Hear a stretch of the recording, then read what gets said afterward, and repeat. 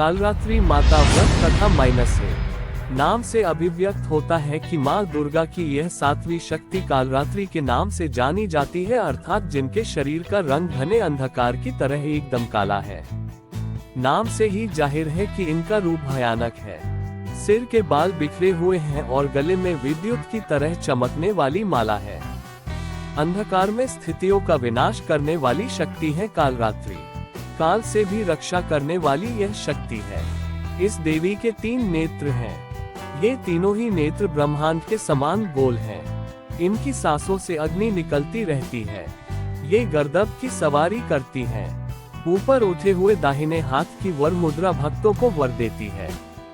दाहिनी ही तरफ का नीचे वाला हाथ अभय मुद्रा में है, यानी भक्तों हमेशा निडर निर्भय रहो।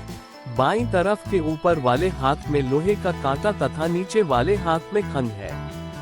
इनका रूप भले ही भयंकर हो, लेकिन ये सदैव शुभ फल देने वाली माँ है।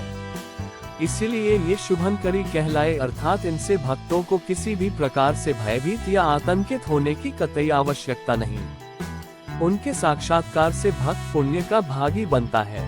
कालरात्रि की उपासना करने से ब्रह्मांड की सारी सिद्धियों के दरवाजे खुलने लगते हैं और तमाम असुरी शक्तियां उनके नाम के उच्चारण से ही भयभीत होकर दूर भागने लगती हैं। इसलिए दानव, दैत्य, राक्षस और भूत प्रेत उनके स्मरण से ही भाग जाते हैं।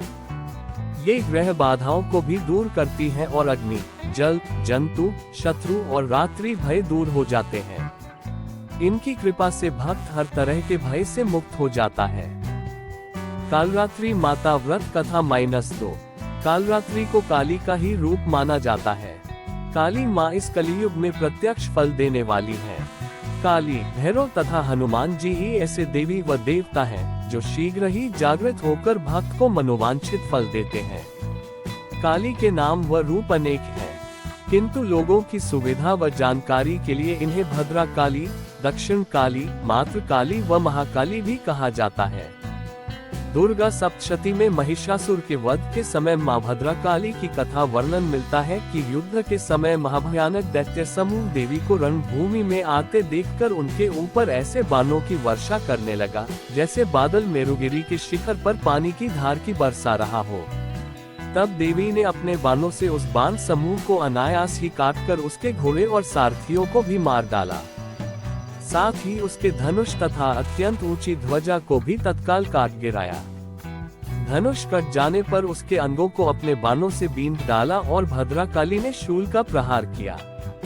उससे राक्षस के शूल के सैकड़ों टुकड़े हो गए। वह महादैत्य प्राणों से हाथ धो बैठा।